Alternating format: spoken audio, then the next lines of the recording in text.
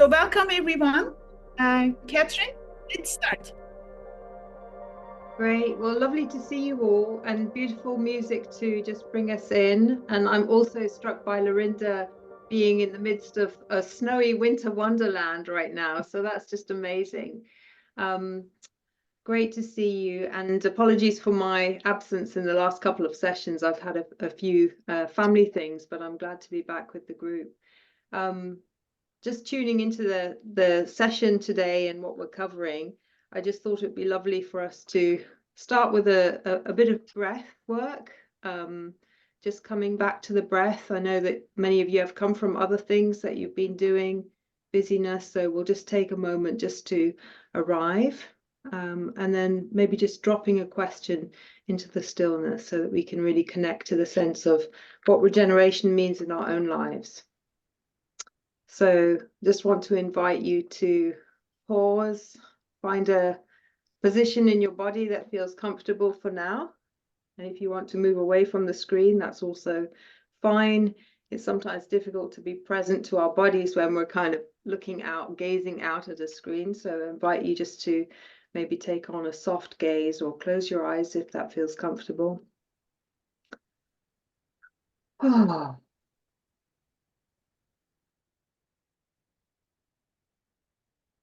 Allowing a few deep breaths in and a sigh out, just releasing any tension, coming to that sense of a pause at the end of the breath, and then a few more deep breaths in, really from the belly, and releasing out. And just as you take those breaths in and out, I invite you to reflect on a recent situation where you felt regenerated, where you felt revived, and just noticing when that was. Maybe take yourself back to that moment, what it felt like in the body, in the emotions, in the sense of relatedness. And just as you bring that memory back, I invite you to allow it to expand in the body, expand outwards towards the others in this group today. A sense of our own regeneration connecting to each other's experience of regeneration. And maybe just holding that sense of presence lightly as we go through the rest of this session. And with that, I'll just pass back to you, Janai. Thank you, everyone. Thank you, Catherine. Hello, everyone. Welcome. Welcome to our session about regenerative organizations. Today, I'm very excited. We have two amazing guests, facilitators, who are not only speaking and writing about things, but they are really innovating in the forefront of cultural innovation, business model innovation, and organizational transformation. Regeneration requires a lot of courage. And that courage, when it comes to innovation, sometimes we have a tendency to think it's outside of us. And what I have been experiencing with these two beautiful humans, Niels and Ashley, we find that courage in the connections, like our breath, like in this community, how we connect to each other, breathing in and out, connecting to each other, expanding together, like Catherine invited us to, as well as remembering our connections with nature.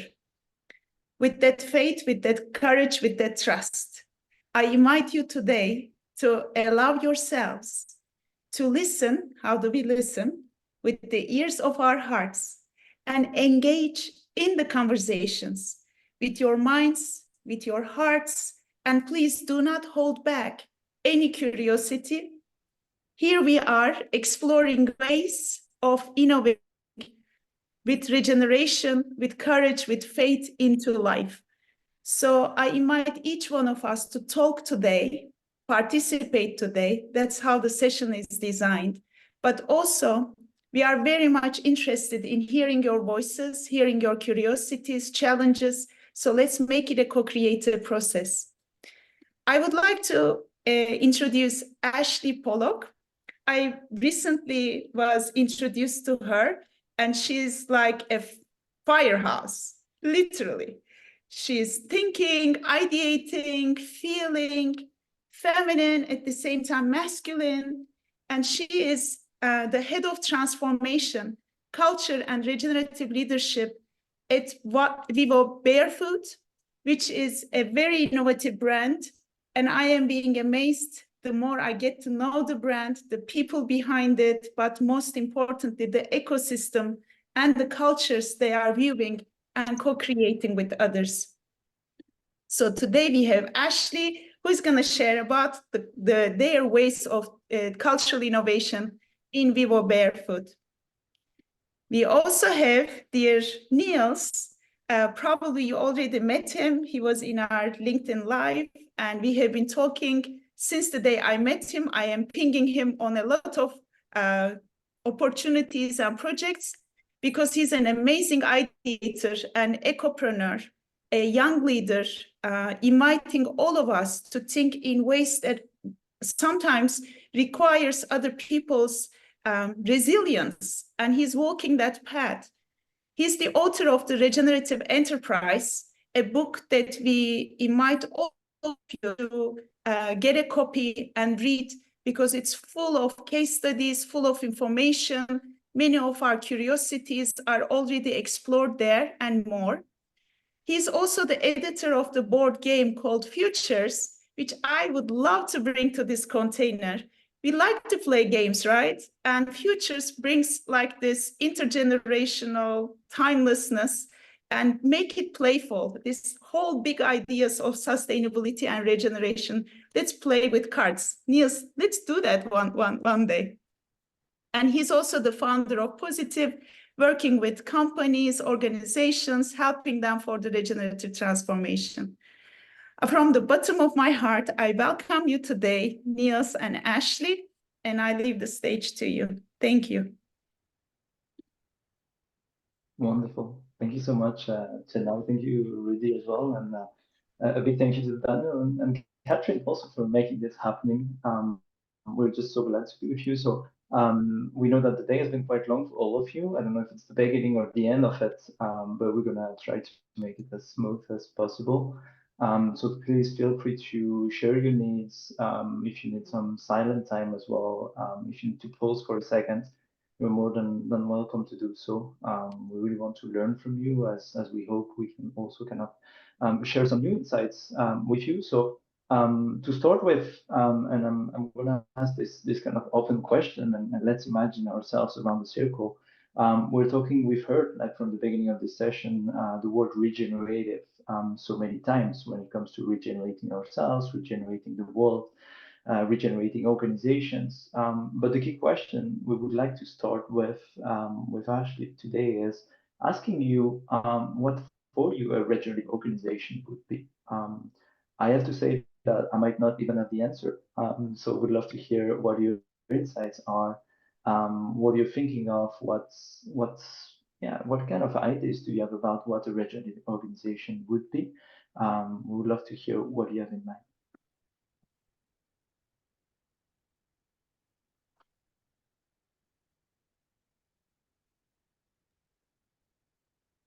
And feel free to take the floor.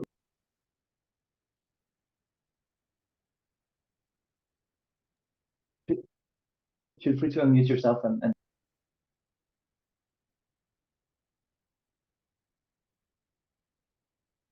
You can unmute yourselves and start talking. Don't wait for the permission. Okay, okay. I'm Paul. Thank you, Niels, for the introduction. Your connection is not good, so I cannot hear you all the time. It's broken. Maybe it's because of your earphones. Fine I for don't know me. if the others have the same problem. It's fine for me. Okay. So if I think of regenerative enterprises, organizations in general, for me, there is one central theme that always comes back, and that is connectivity. And connectivity with the people inside your organization, that those people are connected, following or pursuing a purpose that they set up together. So not from people who are higher in the organization. And with that in that purpose is included the connectivity with you around, not only the people who you are serving, but everything that includes where those people are living. And that brings us close to nature, but also close to cities, to villages where people are living. You cannot exclude these kind of things. That's why in regenerative thinking, it is, in my opinion, all about connectivity.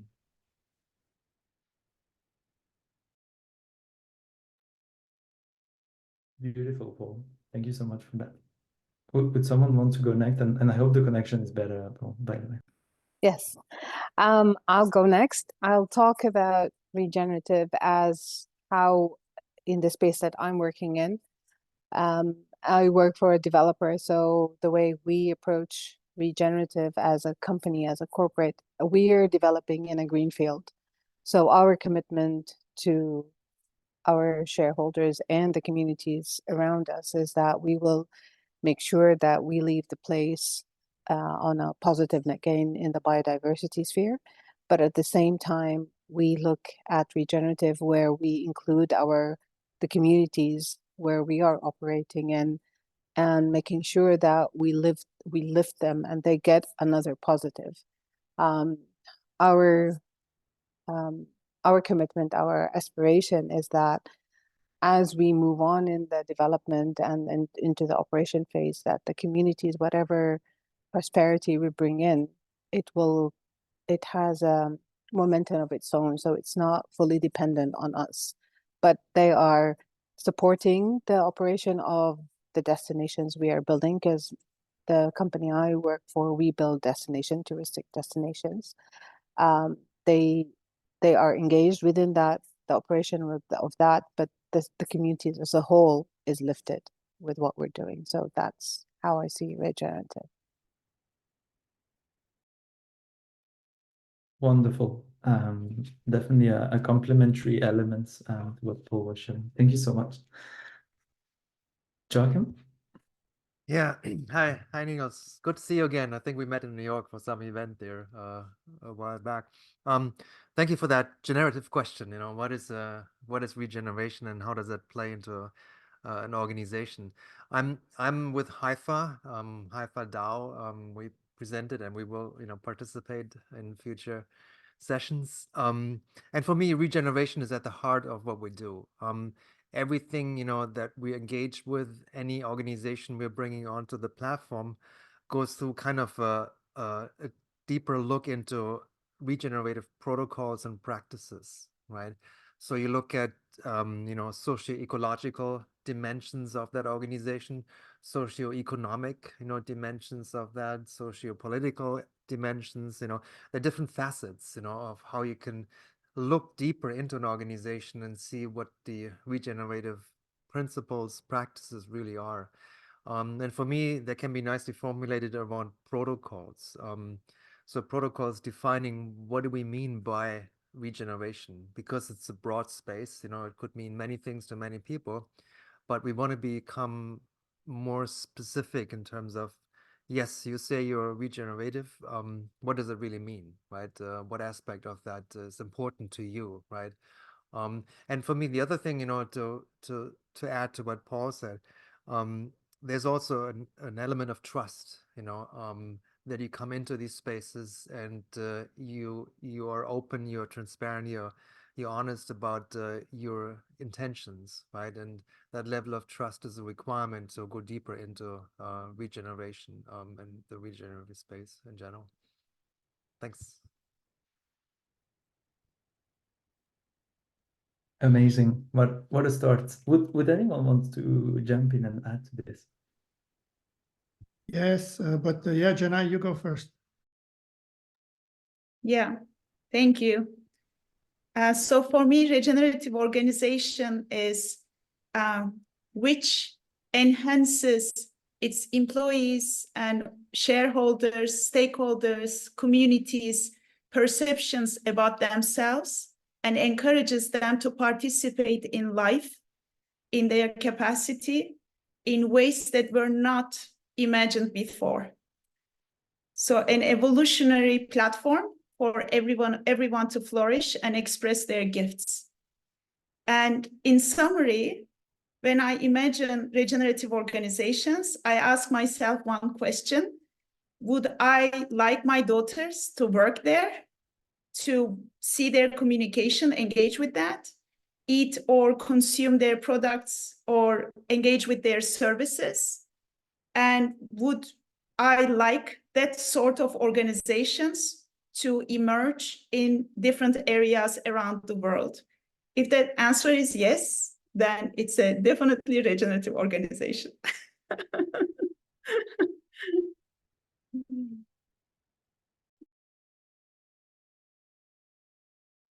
Lovely, Janai. Rudy, you were muted. Yeah, there we go. Yeah, sorry. Yeah, nice one, Janai.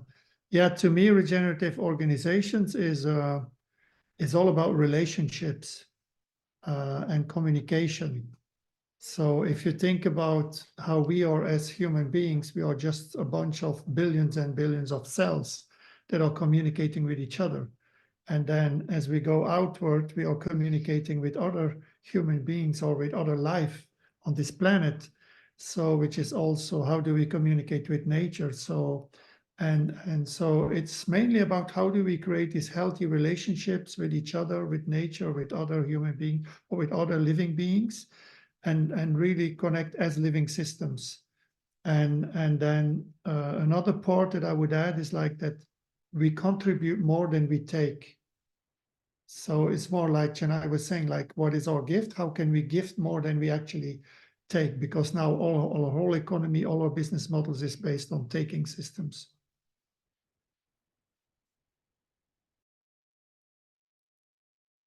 Maybe I'd like to add something. I see that most of the business life is organized around conflation of the ideas, needs, desires, wants. So in every facade, in every dimension, all stakeholders' ideas about needs, wants, and desires are conflated. The workers, the customers, the shareholders. So I think the regenerative organization should focus on this problem in business life.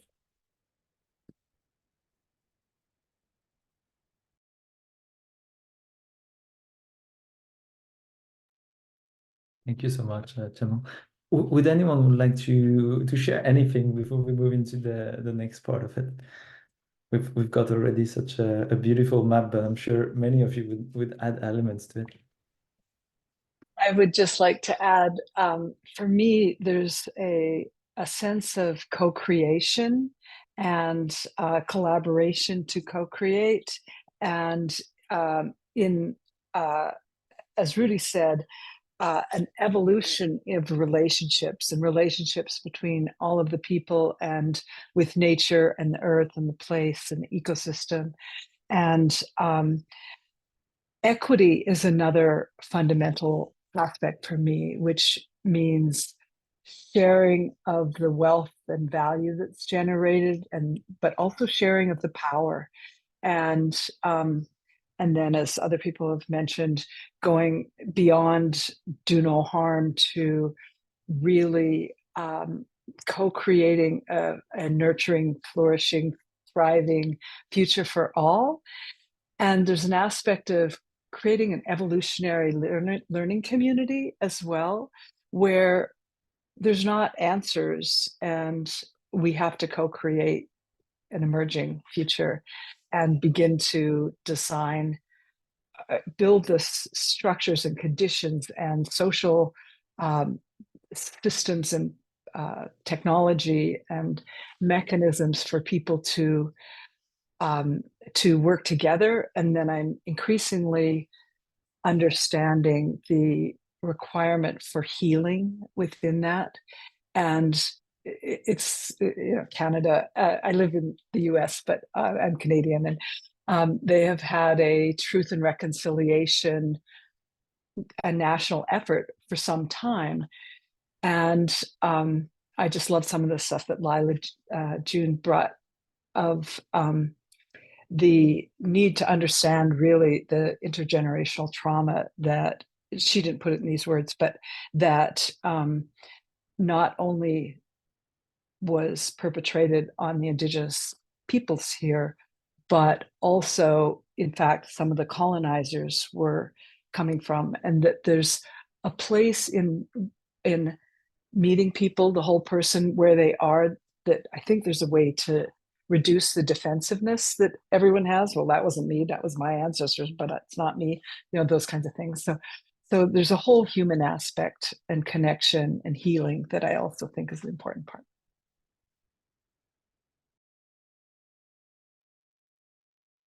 Thank you so much for bringing that in, Lorinda. Beautiful. Paul, you wanted to add something as well, Tim? Yeah, and I'm puzzling a lot of that, to be honest. If we are going to our emotional level and we feel connectivity, we feel connection with the things around us, and it feels good if you're really conscious about it. And I cannot imagine, because I'm a very positive person, I cannot imagine that not everybody feels that. Yet, we make a mess by something that disconnects us from that feeling. And I'm talking about businesses. In this case, because today's theme is businesses. Why the heck is that? And for me, it's way too simple to say, well, it is because of the economy. It is because of that we want to have more, that we are greedy, that we whatever, you know. Do we dumb us down to disconnect ourselves from what we are feeling? And I don't understand, to be honest.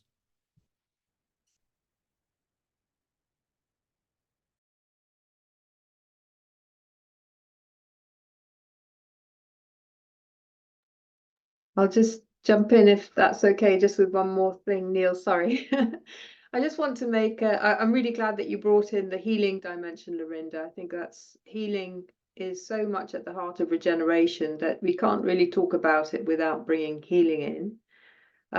But I also want to make a kind of plea for a lot of organizations are not regenerative, but there are pockets of regeneration within them. And those are often initiated by individuals who are creating a small kind of field around them of regeneration. And so I think that is a kind of organization that is self-leadership to bring regeneration into the context, which may be highly unregenerative in the broader context as well. So yeah, so it's as an attribute of individual qualities that you can bring wherever you are. Thanks, Catherine. Can I add? So I definitely agree. It's really wonderful to hear the richness really of all of the understanding and how it is diverse, but actually all coming from a very similar space. And I agree with all of you, and I have a couple of builds. One of them, I believe, regeneration or regenerative organizations have to work with tension. What do I mean? So Paul, I think it was Paul, you were kind of saying, you know, traditional business, you know, you don't understand it, that there's a tension there, right? But from a generation to traditional society. And regenerative organizations, we have to work positively with that tension. If we just separate and go, you're bad, I'm good, separate, doesn't help us. So we've got to work with that. So I think that's really important to me. Secondly, it's a healthy awareness. It's almost the thing I always come back to, because all of these things come down to an awareness of your own growth, as you were saying, Chana, in terms of like, how are you evolving as a person and as a system and etc. And I think that awareness allows you to grow and evolve, become evolutionary. And it's not just awareness of yourself, but of the wider system that you're at play with. So let's say Vivo Barefoot with our organization, with all of our suppliers and partners, if we go wider, and then how we interact with the world. And that's really very important. Two more things, sorry. I believe that there has to be an alchemy of all of these things together, a bit of a wizardry of how all these things interconnect, because we can't just, for example, heal or just regenerate, or it's actually this wonderful, almost like the swarm of bees moving together, for example, of all these things which are at play. And then one more, I think, Paul, again, you said something to an openness earlier. I think it was Paul. No, it was, I don't know how you pronounce your name. Joachim? Sorry. There we go. Sorry. Yeah, you talked about an openness and about a trust. For me, it's a healthy curiosity around what could this be? Not what it is, but like, what could this be? And also why? Where does it come from? And then again, playing with those tensions to create something that emerges out of that. So yeah, just those three builds on curiosity, on tensions, awareness, and alchemy.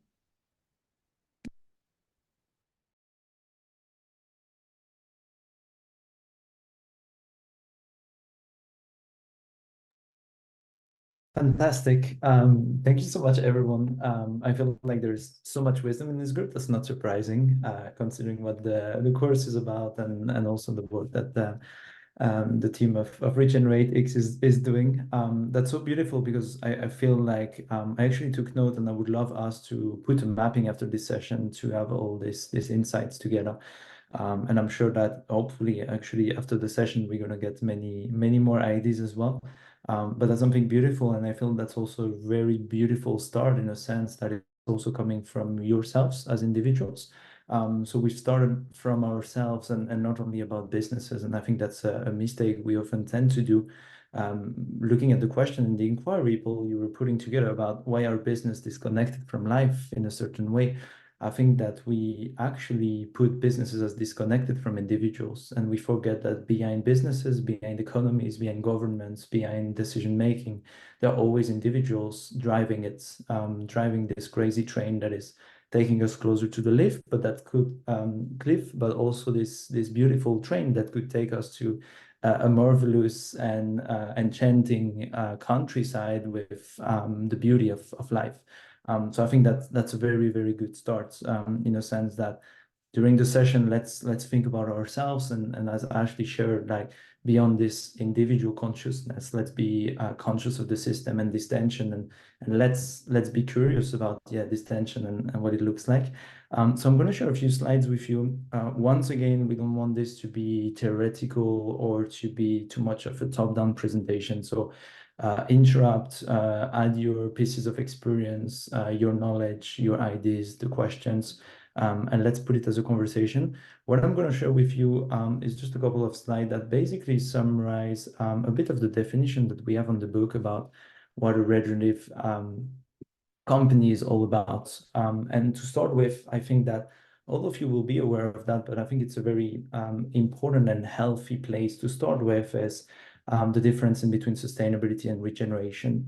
We see regeneration becoming the buzzword, everyone speaks about it, but no one truly understands what it is, which makes it beautiful, but also risky in terms of kind of purpose washing the word. So the core definition of sustainable is really to be able to maintain a certain level or rate.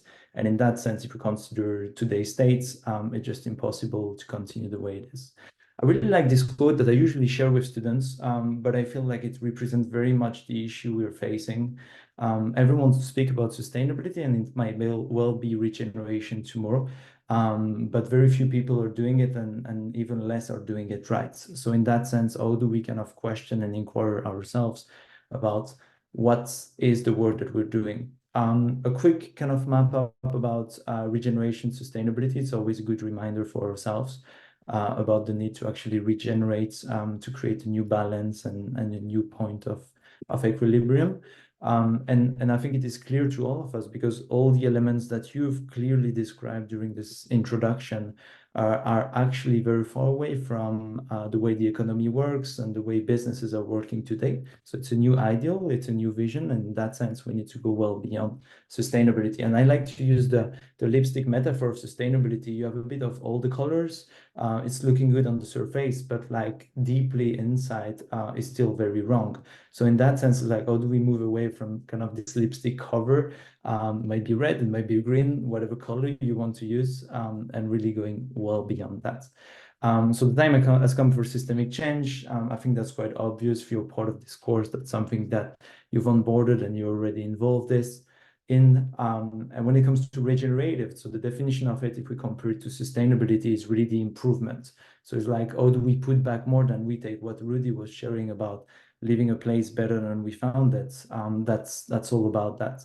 So the way we describe regenerative business in the book, and the way, like in general, academics and thinkers are looking at it, that is once again incomplete, but it is like a start. I'm not going to list all the points, but look at a few.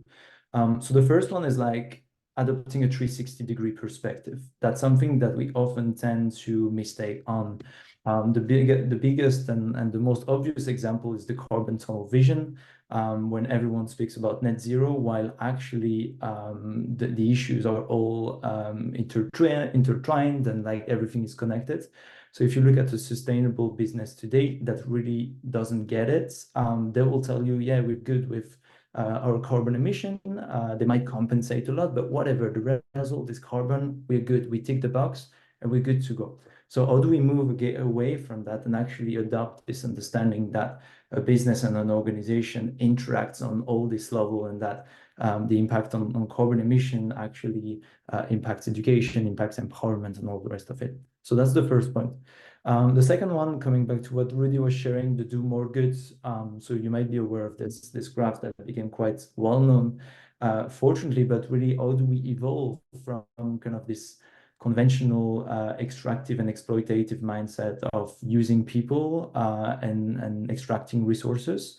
So how do we move away from seeing people as a resource, but actually welcoming them as a potential? If you think about the human resource, I don't know if that's something that jumps to your eyes in general, but like HR is so obsolete. Like we see people as we're using them for what they could bring, rather than them bringing something to the organization and making it alive. So how do we move away, and how do we kind of evolve into using less but much better? Kind of the less is more thinking. Then it looks at the living systems worldview. So many of you touched upon this. I mean, I think about what Paul was sharing about connectivity. I think about the communities. I think about all these points that are actually related. So this is a graph from Laura Storm and Giles Hutchins. I know that you worked with them, Ashley, at Vivo. But how do we move away from this organized structural system to actually a living system logic, where we understand, oh, every single piece, whatever its size, whatever its influence, whatever its lifespan, actually plays a role in the whole system, and understanding that us ourselves as individuals are also such a tiny piece as part of something much bigger than ourselves. Choosing collaboration over competition. Can I add something onto that? Yeah, sure. So it's a really, we teach this a lot, or work with this a lot, also with Catherine at Vivo. And I think a key thing is that arrow there goes from and to. And I think a really important thing is that arrow should be both ways. So when we talk about levels of consciousness, or moving through stages, or becoming regenerative, again, back to Paul, that the insight earlier about working with the tension, we transcend levels of consciousness, but we include what we were before. You know, our 4-year-old self, we never get rid of. Our teenage self, we never get rid of. Our 25, as we move through, we just become a bit, I just got goosebumps. We become more of an alchemy of all those versions of ourselves. So at Vivo, we often say, like, we need hierarchy to help create simple lines of how to understand things, right? It's easy. The left-hand side for us, we go, we can understand. The right-hand side, it's like, hold on, like, what's the red and the blue, and how do all those connect, and what? You get quite overwhelmed, right? But we've got to create the reality is the right, the simplicity is on the left. So we need to use both of them at the same time to create a whole understanding of the yin and the yang. So the yin, yeah, feminine, and yang, the masculine. Hope that was helpful context. Wonderful, Ashley. Thank you so much. Yeah, I love the idea of having the arrow going sideways and on both sides. I think it's such a beautiful metaphor. Feel free to jump in as well, like anyone that wants to add, feel free to stop me and chip in. So next point is really collaboration over competition. So in that sense, it's like, how do we give a hand to others? How do we look at what we can provide to others and kind of save on resources, save on time, save on also any energy that we could invest and really looking at disruption, really this cognitive diversity. There's this beautiful author called Matthew Sietz that wrote this book called Rebel Ideas that actually speaks about how innovation is not anymore about creating new patterns, but actually bring two existing things into one and merging it in some adaptive ways. But in that sense, it's like, how do we move away from this competition that harms us individually, but organizationally so much? The thinking long term, I think we're so stuck, and we'll definitely touch upon this topic later if you're interested in, but kind of the role of finance that rewards kind of the short term profits, like on a yearly basis or short term, a short amount of time. And I love this graph because I think like when you look at actually carbon emissions, rather than just seeing a curve that evolves and like kind of ppms, it's actually we're talking about rise of temperatures for generations to come. So it's not anymore about what's going to happen in 50 or 100 years, what's going to happen to your child, your grandchild, and all that.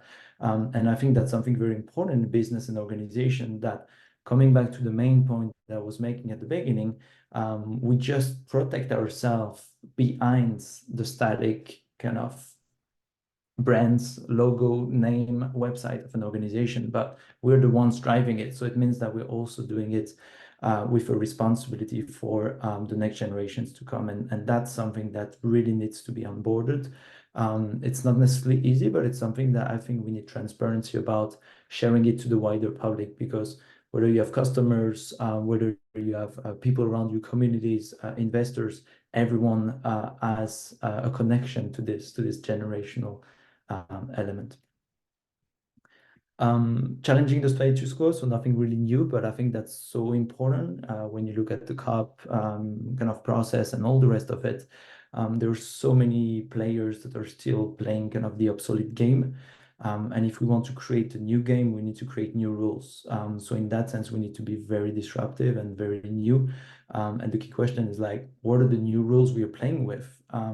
And I love the insight about equity. I think that's so important when you look at sustainability. It's mainly a white of bunch males that have been leading it in general, middle age, let's say.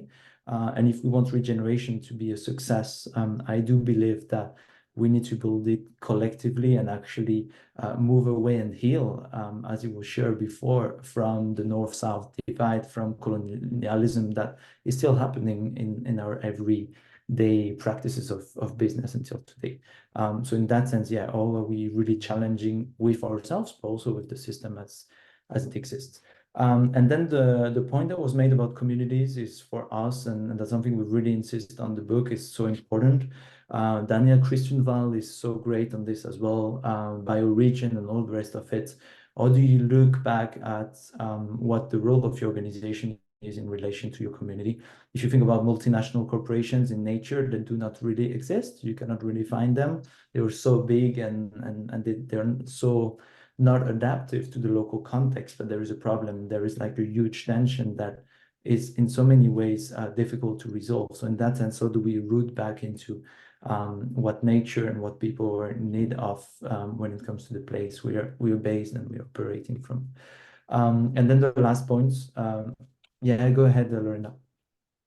I was just going to add, it was fascinating because I have worked not only with big corporations for decades on sustainability, and some aspects of that was what includes some elements of transformative regeneration type aspects, but also with big ENGOs in both Canada and the US, and one of them is global.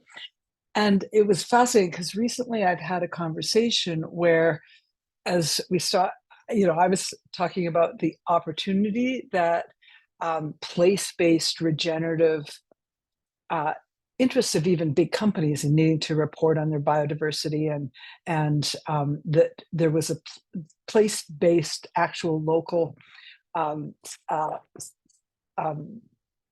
There's a place where these big ENGOs have data that can be very valuable and potentially different role to play than just helping them increase their brand, that they're a good person and so on.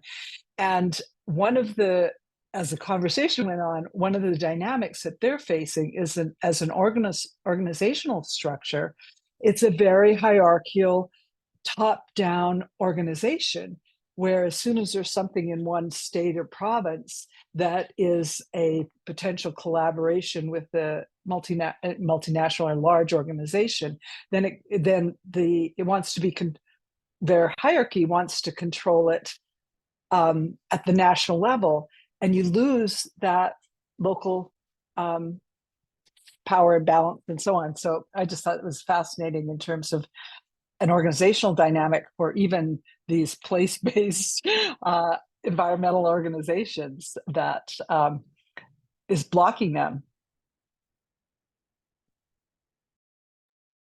Beautiful, Lorena. Thank you so much for sharing this practical case. And that's interesting also. I think it's so important what you pointed out about the subject, but also about the type of organizations, not forgetting that it's not necessarily businesses, it's actually everyone that is part of this bigger system.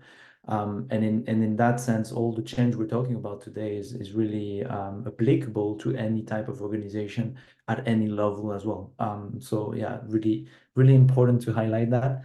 And as a concluding thought, as the last element of kind of this principles of regenerative organizations in general, I was talking about human resource and human potential. And in that sense is you might be aware of the concept of intersectionality, and Kim Crenshaw in general is like, we're not just one, we are multiple elements that are making who we are, that are making or giving us access to privileges, to bias and all that. So in that sense, it's like, how do we welcome people and ourselves with our multiple identities to the workplace, to the local communities, to any exchange we have? I think that's the beauty of such circles as we're having now, is that we can show up the way we are. So really invite you and insist on that, to invite you and take this invitation to be yourself today. But how can we go beyond these smaller rooms that we're part of now, and actually show up within our ecosystems, within our economies, and communities, and in that sense welcome all the curiosity, all the creativity that we all part of, or that we have as part of our identities. And I think something that I really enjoy thinking of is and I get a lot of inspiration from it, is when you look at children playing in playgrounds, you see that they don't have boundaries. They're excited by anything. They're playful. They're joyful. And I think that we need a form of naiveness in what we do as well when we explore what regenerative business organization is, in the sense that we should give ourselves a blank page to write a new story. We should what Jenna was sharing about imagination. So we should let ourselves imagine what the perfect world should be. Doesn't mean that we're going to get there anytime soon, but it means that we have ideals and values that we're driven by, and in that sense we can come up with a lot of disruptive ideas. And I think that makes a great transition to what Vivo is doing and what Ashley is leading as well. So Ashley, over to you. Thanks. I'll share my screen, but just to quickly build on that, I think, in order to be curious and creative and innovative, going back again, Joachim, I think that's right, to that trust. that feeling of safety. In order to be creative, we have to feel safe, to fail, to hold each other's hands, right? And so going back to Niels, what you're saying about being a child, children ideally, if their parents, and okay, I'm probably talking about my own experience, and there are lots of, but anyway, let's go with this example. Ideally, in my opinion, parenting should be to create a safe space for that child to thrive in whatever form that child needs to thrive. And so if you create those soft boundaries for them, they can operate and move beautifully within that. If you abandon a child somewhere and those boundaries are gone, and that's where interesting the hierarchy and living systems tension comes in. Without any boundaries, it's a complete chaos. But then with those, we actually can be creative. So I think, working quite a lot in organizations of looking at how do we create places of trust and safety that people really can innovate and collaborate at a much higher level. And again, at Vivo, we certainly try, but we really do fail. By a show of hands quickly, and again, I'm Ash. Just to give you a bit more context, I've been working at Vivo for 3 years in-house.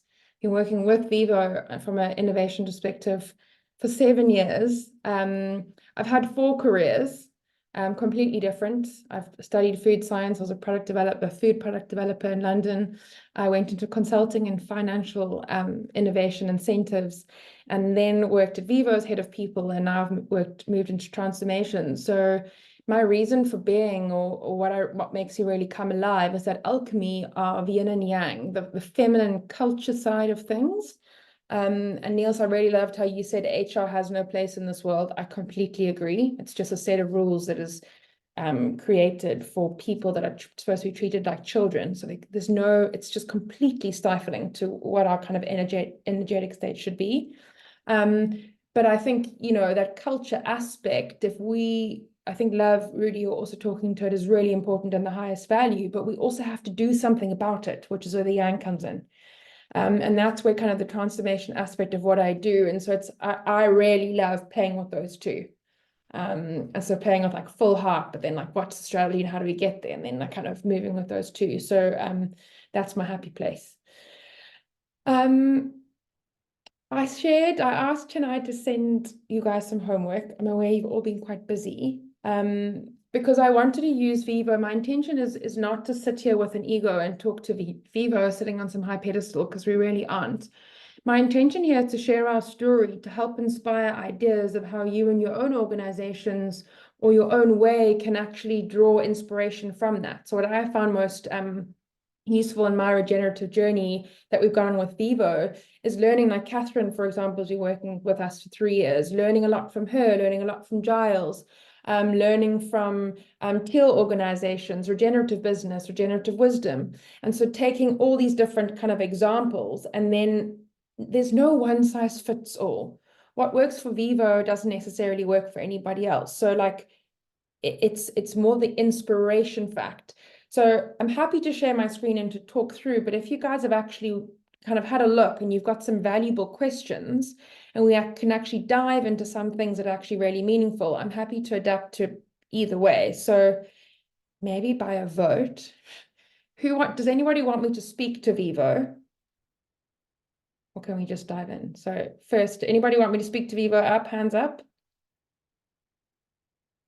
So how many we've got? 1, 2, 3. We've got a half. And those who are not on there, I don't know what you're going. Okay, and the other ones, who would actually like to dive in? Who's got lots of questions, and we can actually just dive into some specifics. One possible thing that's a combination, welcome to me, is that you talk a little bit about Vivo within the issue that you just mentioned. So that dynamic and alchemy of the wonderful, gorgeous aspiration, what of possibility, together with not only okay, we have to do something, but the external pressures that often come with that, especially from financial investors and so on.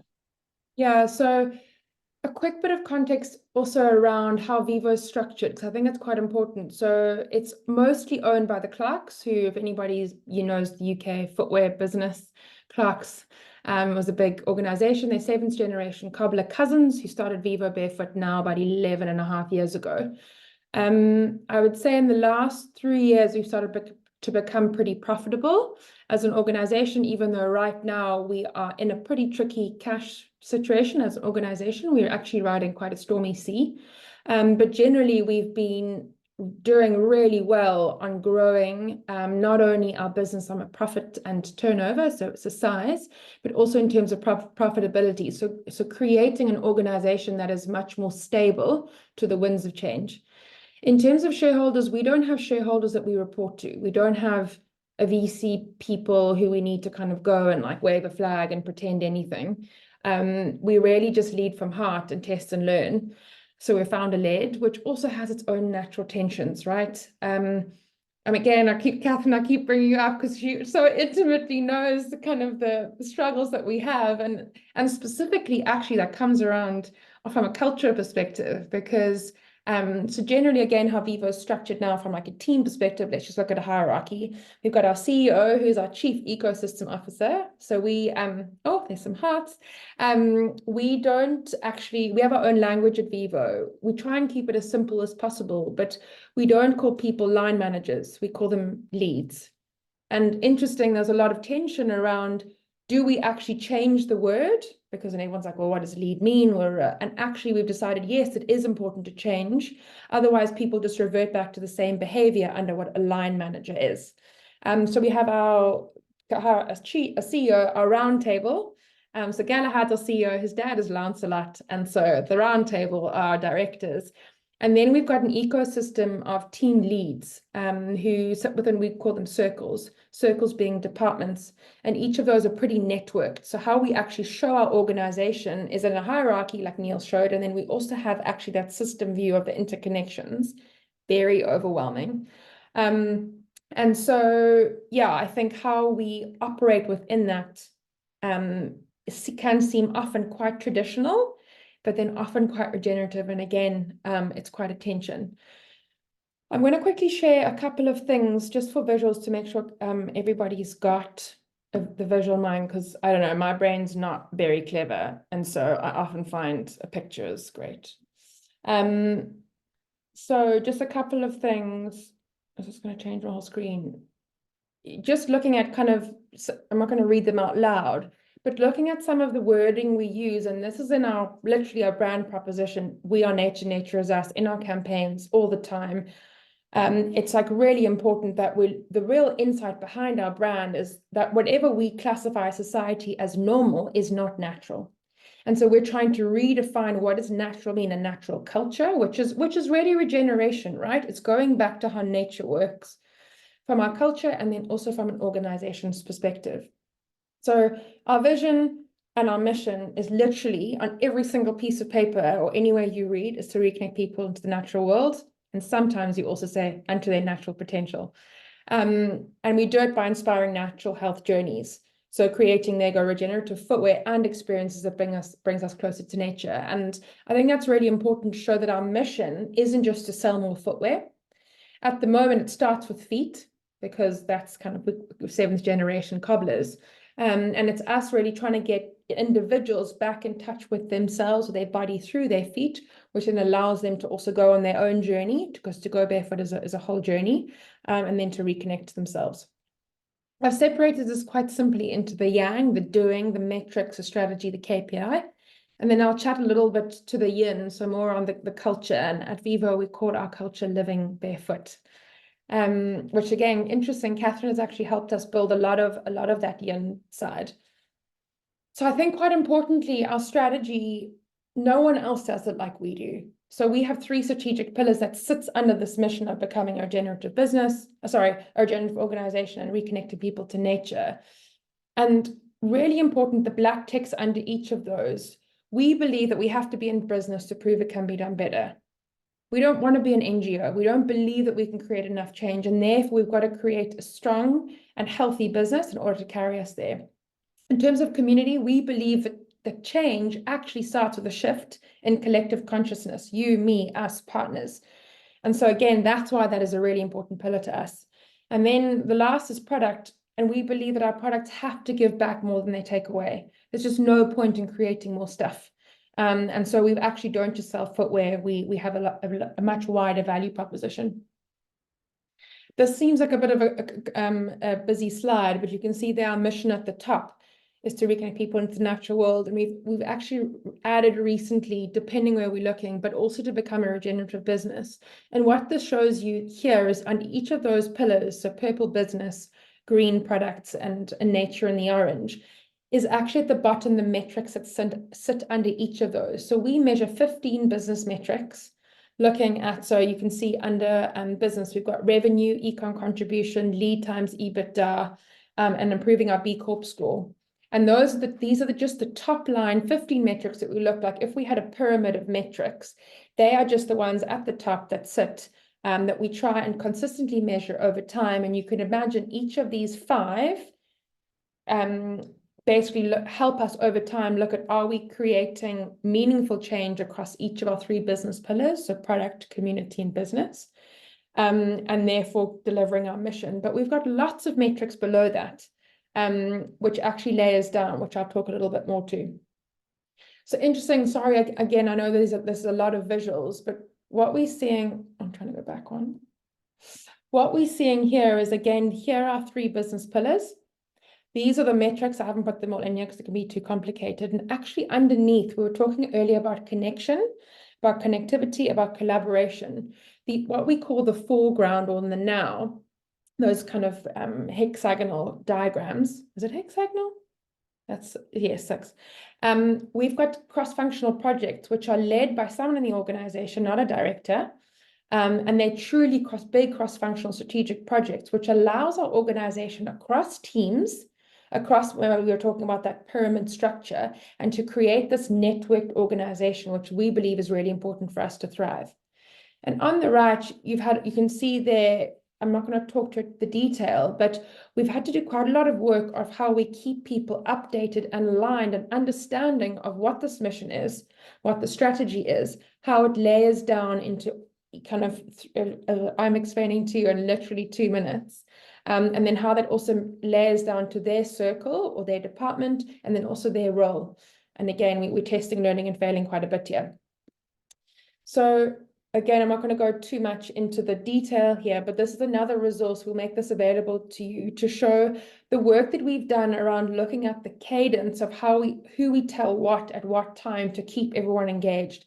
We're now 160 people. We're turning over about 90 million pounds. So we're not a small business anymore.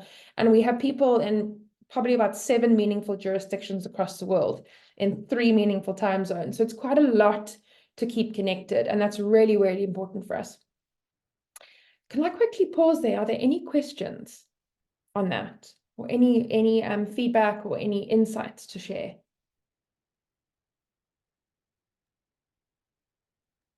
Yes, Rudy.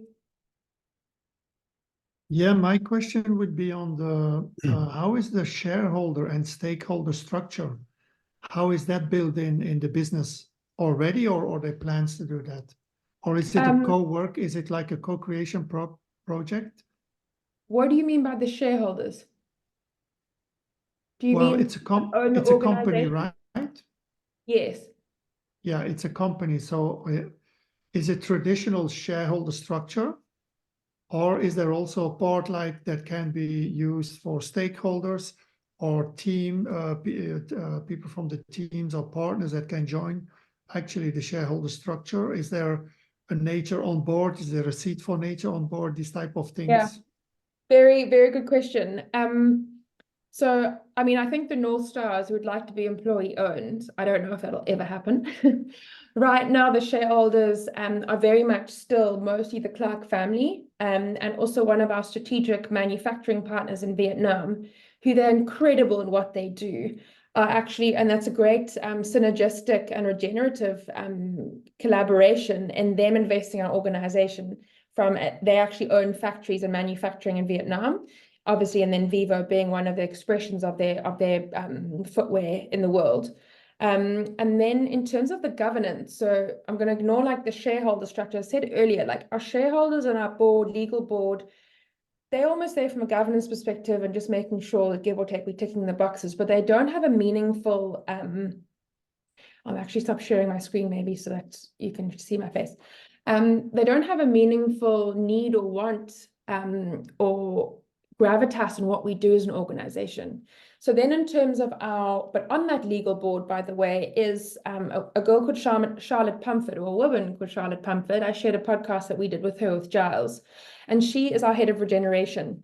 So she works on Sustainability 5.0, and she actually does a lot of the work that we are trying to do in incorporating regenerative principles and measuring that across our whole organization, not just B Corp, but we do a hell of a lot more.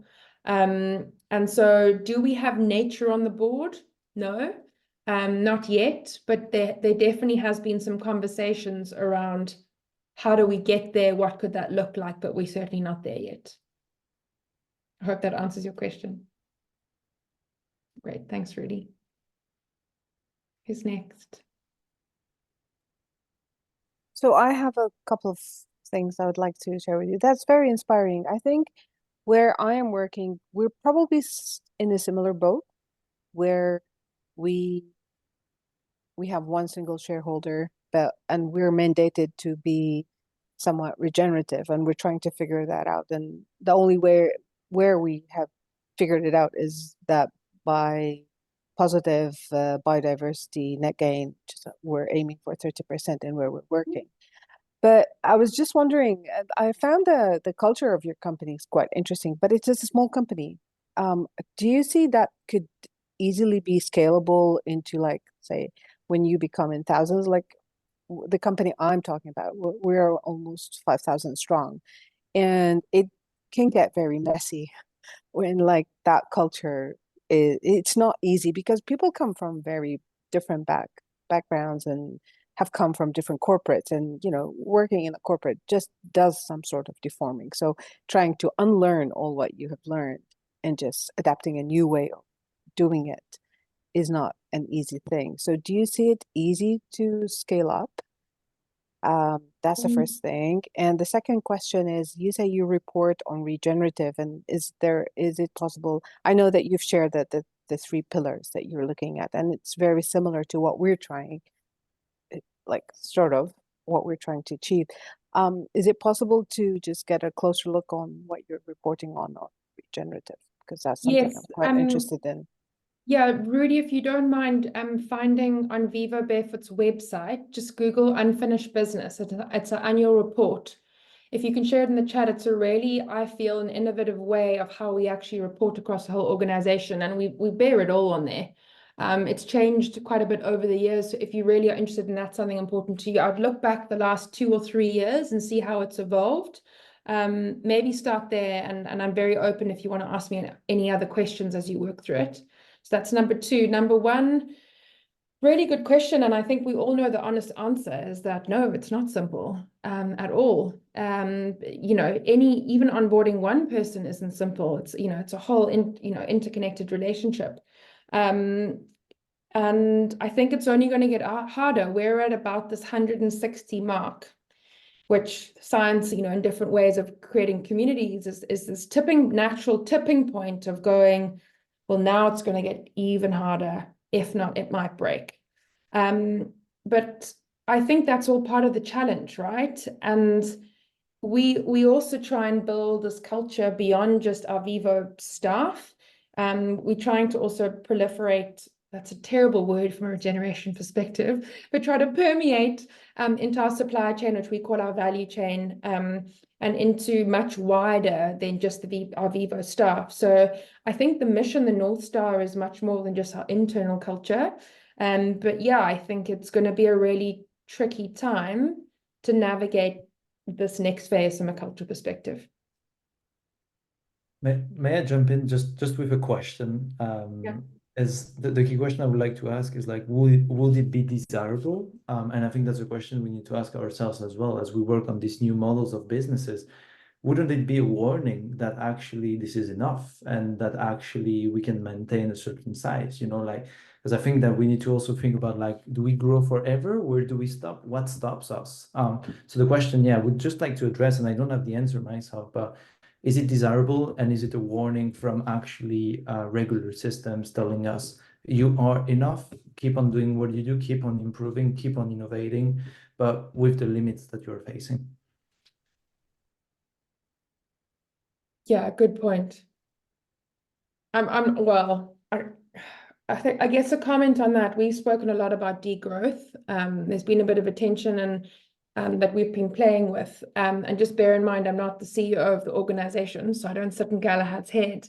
But I think for us, we also look at like big shoe, big pharma, right? They're just huge, huge organizations, which just their market share and their ability to influence and arguably, in my opinion, brainwash all of us is huge. And unless we create a meaningful market share, not full, but a tipping point to actually shift a bit, then what's the point, right? So I think we've got to push to a certain degree, but I agree, we don't have to just grow for growth's sake. So I don't know the answer, but I think that's probably my woolly answer to your question and point, Niels. Thank you for raising that. I was just going to raise somewhere. I recently saw something about Judy Wicks, and it's a example that White Dog Cafe that I think speaks to this issue from 20 plus years ago, where as she in running these cafes was faced with a do I keep growing, and chose to develop the ecosystem of all of the suppliers as well. And then there's other aspects of franchise models and things that I think can potentially reach the scale and yet do it in a human scale, global scale at a human scale structure, organizational design, or or maybe ecosystem of organization design. Thank you for sharing. Anybody else? There's two people Yeah. who raised their hand. Yeah, Yeah, that's right. Yeah, thank just you. unmute. Yeah, Thank you, Ashley, for this organizational framework. I mean, that's phenomenal. You put a lot of effort into figuring out what a structure, of a regenerative organization can look like, and that's really great. For me, I look at this, what's next for you? What could you look at? For me, it's decentralization. I could almost see, you might be interested in what a DAO would look like, would work like, in an environment like yours. Because we have so many use cases for DAOs, right? Another DAO comes up and there's a use case suddenly surfaces. For you, it's like how many different use cases for shoes exist, right? As many as, people who are using it, as many as you bring into the communities, as much as, the feedback you're collecting from the community. So for me, we also work interestingly with these 3 pillars.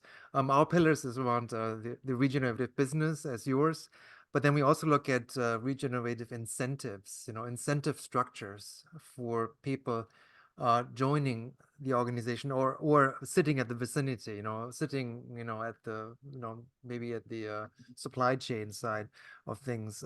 But there are value flows, and that's really important for us to understand value flows between these different participants. And the third pillar for us is about agreements. So how can we come to agreements within the organization, but also in the community context, that you bring ideas and participation into that space, and then across organizations.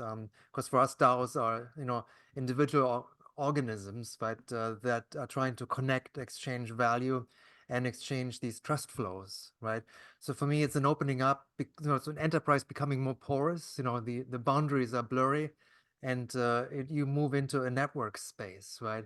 And this is where the decentralization plays a much stronger role, right? So it's not like the central, piece that controls everything. It's letting go of this notion of we control everything here.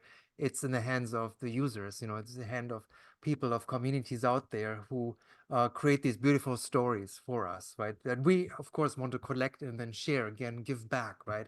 To say, yes, let's improve our product, or let's improve our relationships. Let's add to the knowledge that we're creating through this regenerative business. So thank you for that. No problem. Thank you. I would really love out of this program a collaboration between Haifa and Vivo to come out. It would be my true pleasure, let's talk about that. Thank you, Ashley. Thank you, everyone. I want to just refer to what Ruba shared. This isn't it difficult? Because I'm facing that a lot in my daily conversations. Also, sometimes I feel like, oh, this is too difficult, you know, like, why did I choose an easier path that is more normal? And then I remember what we think is easy is actually not that easy. Living in those systems where people are getting burnout, where we are harming the environment, where we are scared of a future, even in 10 years, is it easy? It's not that easy for me as a mother. And when we look at the ease of things, sometimes it's the addiction to ease. And that's what we have done over decades by making things easier. I think by accepting the challenge and the difficulty of things is the essential evolutionary next step for all of us. If as babies and children, we were seeking ease, we would be still crawling as adults. So I believe we are now moving into our next phase where with a vision, with playfulness, and with the inspiration of a future that we all want, we can go through that discomfort, I'm going to call it, together and make it a playful, experimental discovery. I think we need to really redefine what we are going through. Liberation is easier than always being caged with our minds and in our old ways of thinking. I think we are getting out of that cage now, and it hurts, and it's okay. Yeah, I just wanted to share that.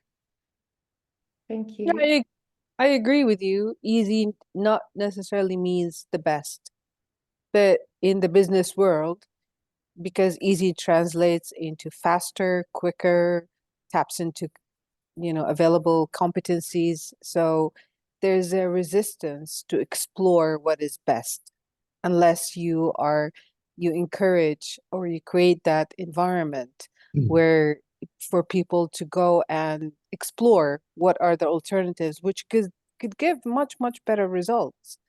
But it's not, you're just creating that right incentive to explore what is best rather than easy is where it gets tricky and challenging, I guess. Yeah, just to add on to that, it's really interesting, and a lot of the work that Catherine has been helping us do at Vivo is a lot in terms of our culture and inviting in this courage to be your best self in whatever light that color is. I always say my role when I was a head of people, my role is to help you shine your light, whatever color it is and whatever like intensity it is. If it's dim, that's totally fine. And if it's really, really bright, just getting it to shine so that our collective light shines really brightly.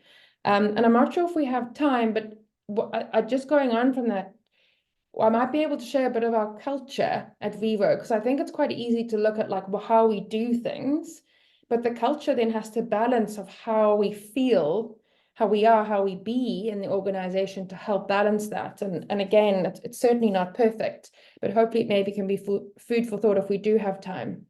Do we have time, Niels? Good? Yeah, sure, actually go for it. Take all the time you need. Sorry, I'm really bad at the Zoom thing. Coming. Is this, yeah, here we go. Share. Is it going to go to this thing? Can you see the yin? Yeah. Okay. So the yin, so as I said, we call our culture living barefoot. I'm not going to read from these slides. As I talk, you can kind of read from a lot of them, but our values of dance, simplicity, diversity actually come from a lot of what we've built from natural movement. And I will share, actually, if I go into the next one, I'll go backwards. The Vivo way on the left there is our living barefoot model, which we built with Catherine, and almost think, Catherine, you almost built it for us. But looking at how we move with nature and therefore how we need to show up. And this is a model that we use in terms of explaining people what living barefoot means, as well as how showing up at Vivo should be, which, as I said, comes from natural movement. And really what we're looking at is what we call posture, rhythm, relax, and sensory feedback, which those three things, when you're running, you have to run in the right posture. You've got to find the rhythm, your gait. You've got to relax into it so that you're not, a robot and too stiff. And then you've got to use feedback of going, hold on, my knee's a bit sore, or actually that impacts a bit much, or am I being responsible in how I move? And how we translate that into how we are at Vivo is we're looking at roles and structures and clarity on that. So posture, the rhythm, how we work in communicating with each other. What are the deadlines? What is the cadence of that? Are we relaxing into it, actually enjoying where we are, being here in the moment and getting feedback from each other so that we don't kind of work in these silos and we get that feedback. And really interesting, getting feedback is I find one of the best ways to invite in vulnerability and therefore courage. Because by giving her feedback, you actually are walking into a very vulnerable space with someone, and allowing somebody to give you feedback as inviting them into that space. That builds trust, builds rapport, and then allows you to be more courageous. It also allows you to almost go, okay, let me test that because I can actually get some real feedback from Niels. He'll be there to help me, give me that feedback. Whereas if you kind of have the egos, you put all your masks on, you almost feel like you have to be perfect, and then you never really innovate. Another thing there on the right, we talk about at Vivo, we like being outsiders or being a bit pirate. And I think the main thing there is looking at that comfort zone through the fear zone, into the learning zone, into the growth zone. And we're always flickering along that horizontal. And it shows there very simply, to get out of your comfort zone, we all first with the ego go fear, right? But we know that once we move through that fear, we start to relax a bit and open, and then we can start to learn. And ideally, if we can open even more, trust even more, get even more curious, we can get into that growth zone. And I always laugh and I say Galahad, our CEO, because he's a wild innovator and an outsider. If I was to, if this was the circle, he would want us to be like all the way out here somewhere, just literally like in the complete innovation, wild Tesla realm. But it's an interesting thing to show, I think, that specifically we use a lot at that flickering. Sometimes I'm in my comfort zone. A lot of the time I'm actually in my fear zone. I think at the moment, the last chapter of Vivo, it's been a lot of fear with us trying to move through a lot of stuff. But that connection going back to us feeling that we have hands to hold. Like I had a call with Catherine Damien, a guy in our organization yesterday, going I'm actually quite fearful. And he kind of gave me a hand, gave me that connection. And I went, okay, I'm fine. I can dust it off. And that's what we need in these cultures and work cultures, to feel safe to be able to do that. So just going back here on the essence of Vivo, the most important thing I think there is a third thing. It's about being human. All of our foibles, all of everything that we are in that human form, it's about celebrating that and working with that. Two more things I just wanted to explain, and this will be the end. We were talking earlier about from and to. So the left-hand side there's from traditional business towards regeneration. And again, those arrows, maybe, I don't know, should they be both ways? But looking at simply what we are trying to get from is from only a control manage into a more sense and respond, out of anxiety, etc. From a parent-child to adult, we created some visions, pictures on the right, which I think just shows how when we're working together, like now, obviously on screen, it's quite difficult to gauge body language, but if somebody's speaking to you like this, open body language, they're looking at you kind of eye level, it feels better, it feels more collaborative. If I was up here looking down on everybody, right? Or I was down here looking up, there's fear or there's control.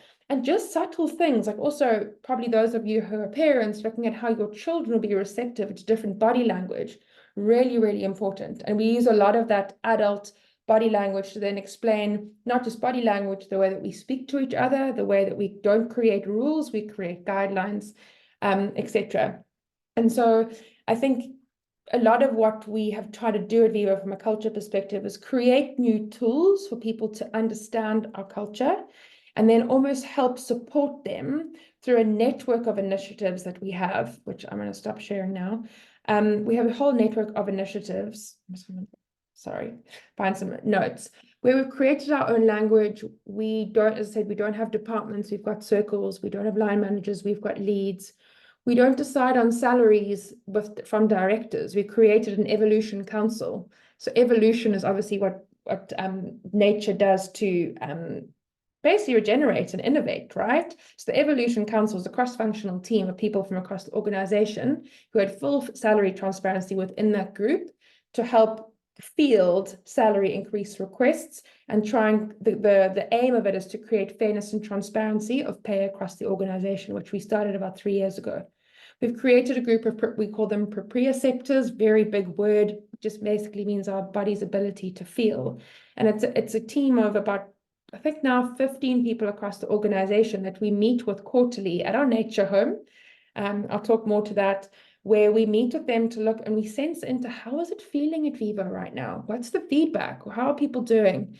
And then we also use them a lot with testing new principles, new guidelines, new ways of working, saying, hey, we've got the strategy. Or I often go to them saying, we're looking at this like communication, a lot of the stuff that I was showing you earlier about the yang, I would send past this group of, and they're just cross-functional people across the organization going, hey, what do you think of this? How do you think it's going to land with teams? We have an internal coaching program. So Catherine, again, has been instrumental in us trying to kind of start that, and we're kind of getting to this lovely point of it hopefully starting to become quite really embedded in these leads and at Vivo. So our line managers actually becoming coaches. So coaching being our way of leading, not just line management. We have 3 homes: our London home, our nature home, which is in a farm, a regenerative farm outside Bristol, and our spiritual home in an estuary in the UK, which we do a pilgrimage to every year. So I'm going to stop there, but those are some of the things that we do, and there's lots more that I can talk to where things are different. They've got to feel different. And I always say someone coming into Vivo, and going back, I'm sorry, I didn't see your name because it's just RFRKA, so I'm not sure of your name. But earlier about Ruba, about cultures and bringing people into Vivo and how do we help keep that? I truly believe if we can get people to come into Vivo and feel that shift within themselves, I always say it's a subtle felt shift inside here. It's not a foolproof way of saying it's definitely going to work, but it's a hell of a good try in terms of it actually going into the heart space and somebody actually feeling like it's quite different, even though, again, in the reality, Catherine knows that sometimes there's a lot of hierarchy, there's quite a lot of ego, there is some toxic behavior. We're a very normal human community here. We're not perfect, but these are some of the things and tools that we try and help create something different at Vivo. So I hope that's helpful. Any questions or comments, anybody? Anything you want to ask about or dive into? Yeah, please just unmute and ask me. Yeah, 2 things. One is when you see that picture, you know, adult, parent, child. What if you would put the woman in the adult and Opa in the parent? You see, that is a kind of a bias already. That and if you want to do something different, that is a kind of a difference, you know, change the mindset. Totally. And to be fair, we've had lots of feedback about the photos that we've taken, and those were just the best that we had. And again, the tension right there, because we can all go, is it diverse? Is it inclusive? And kind of go, well, it should be. Or we actually just go, do you know what? That's the model. And I think it's really good to be curious about all of these things. So I totally take that feedback. We get it quite a lot.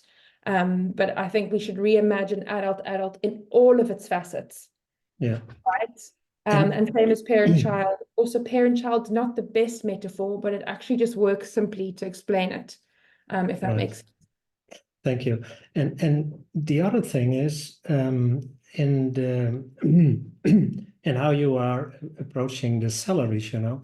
So I worked briefly for a company, advised them, and what we did, we put our salary based on what I think that my value was to the company, and the others valued me, what I brought to them, vice versa. And then you meet each other in the middle. But it is a very good reflection about what did I bring to the company and how do you value that? And sometimes in a team, and that can change month by month by month, But it was a very, very good thing, and that incentivizes you so much to be very clear about what is the purpose of the organization and how do I contribute to that. And maybe a last thing that I also found really interesting, and I see here a living example of it, that you guys evolved as kind of autonomous teams. And in those autonomous teams, you are making decisions, and you share those decisions. But a lot of things are happening in those autonomous teams. Maybe not to the extent that if there is a certain problem in somewhere else in the organization that has to be solved, that some people from a certain team are helping there to get it resolved. So that were a couple of observations that I really like. And that is my very last point. What is your central narrative? And I see a lot about regenerative and those kind of things, but what is the real story? That is it about the shoes? Is it about better life? That you are more grounded, that you are more on your feet, literally? Is it the materials that you are using? What brings people to your shops to buy the shoes? What is that narrative?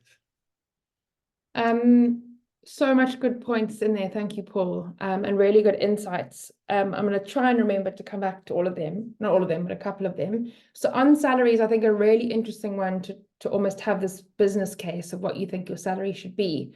And to have an open conversation, again, that's feedback, right? That's vulnerability. And that's also you really understanding how the company really values you, because you might say, these are the 5 things that I think I do.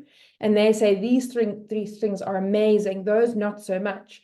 So you could actually maybe evolve those a little bit so that you actually do create the value. And I don't think any of us, especially in European and for us British society, have those really, really important decisions around pay and value. And then on what is our value proposition as an organization? I can't remember the exact word that you used there, but I think if you ask a customer coming into the store... I used narrative and I used purpose. Our narrative. So our narrative is to reconnect people into the natural world and their natural potential. That's it. That's our mission. That's on everywhere. And hopefully if you ask anyone in Vivo who's been there more than a month, they should know that. But we only really changed to a natural health and lifestyle brand meaningfully in the last 9 months.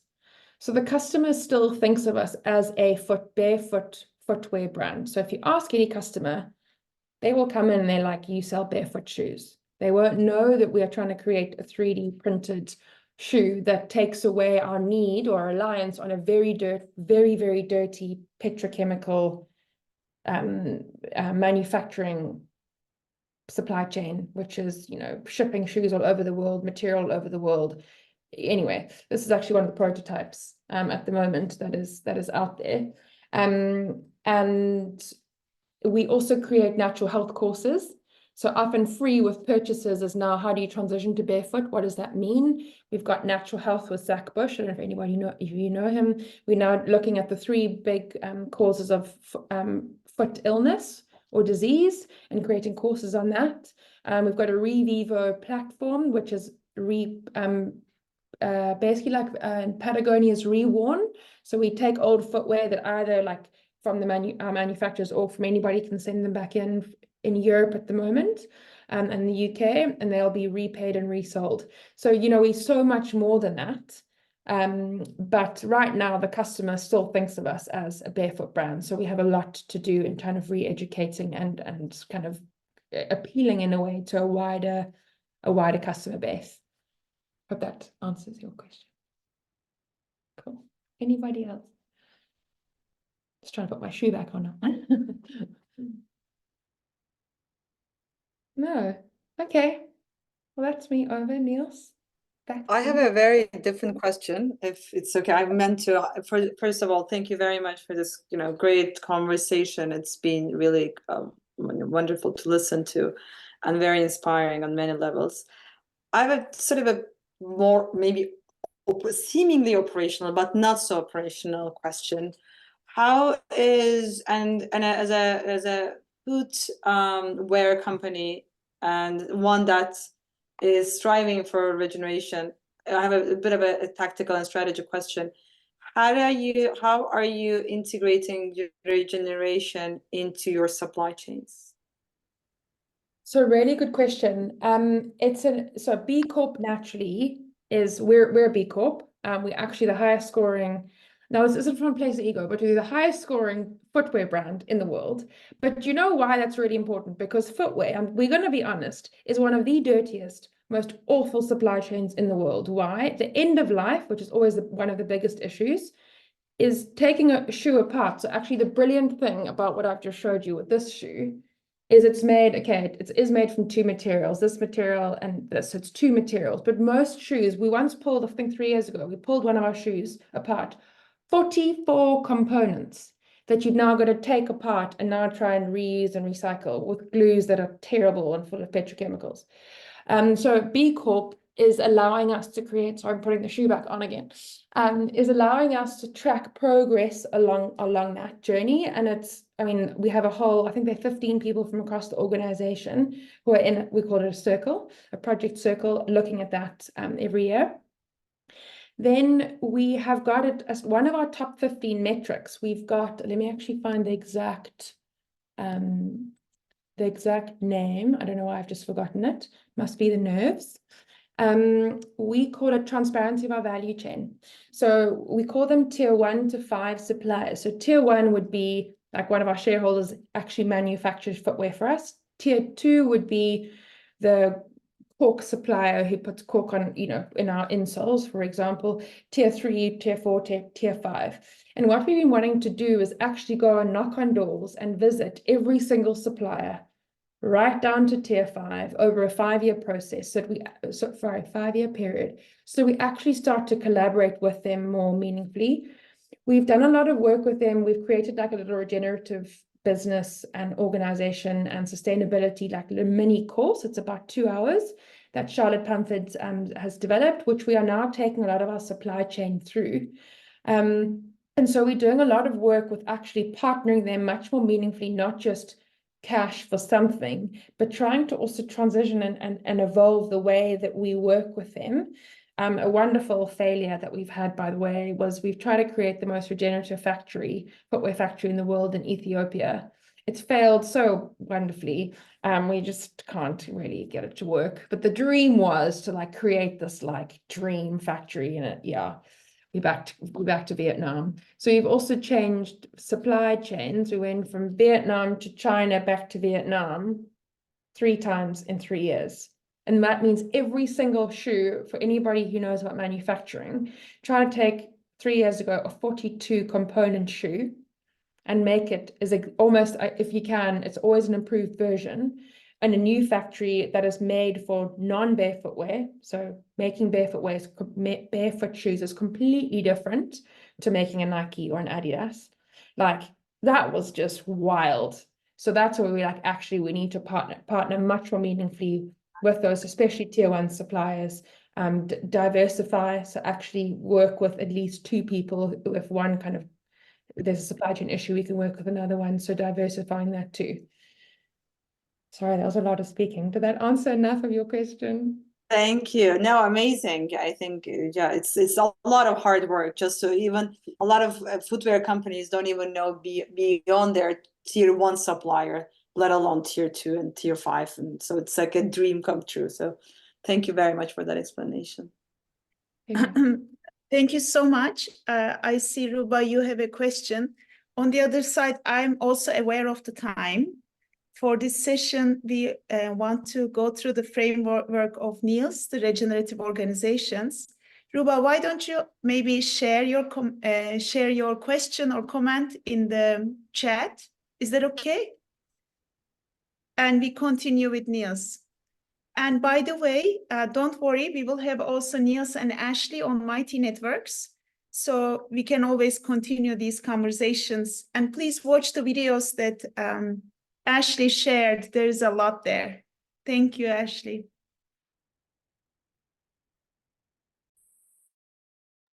Thank you so much, Ashley, and thank you all for all your amazing questions. I mean, I feel like it's so good to get into a practical case.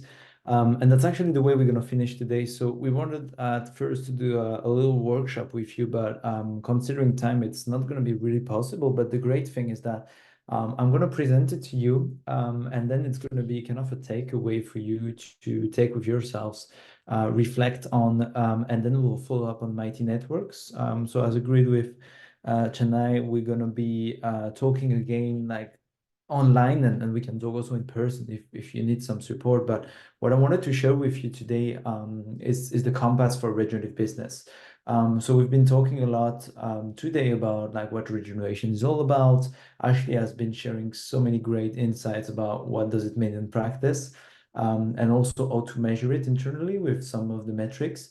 So what we looked at and what we are actually sharing on the book and the work that we've been doing with my co-founder, Stephen Vasconcelos, for the past 5 to 6 years is actually looking at what does a regenerative company looks like and how can you help a company assess its practices. So not necessarily a tick boxing exercise, but more of a 4-level kind of way of looking at your company, from doing less harm, doing no harm, being restorative, and being on a regenerative and equitable journey. So what I'm sharing with you now, and you can see it on the right, is the compass. So it's a model that we call the compass for regenerative business, and it has 5 principles. So first of all, at the core is purpose. Some of you mentioned it at the very beginning of this conversation, how to set up the purpose together. I think it was you, Paul, who shared about that. So it's like, what is the purpose of your organization? How does it evolve within time? And if I was a bit provocative, I would say like, oh, are you actually accepting that your company might disappear one day? So if you solve a social and environmental problem, it means that as soon as you're going to reach your objective and actually solve this problem, your existence might not be necessary anymore, and you might need to compost to actually birth into something else, looking at human systems. So some companies might go into different communities, into different regions, but that's really the core question of it. So really the mission of the core. And then for directions, so the planet part is really how to be in right relationship to nature and with nature. Or are we supporting living ecosystems to thrive? Or are we understanding that the role of businesses is to put back more than they take, in that sense, supporting life on Earth and making sure that any living system is actually supported and can thrive through your activities.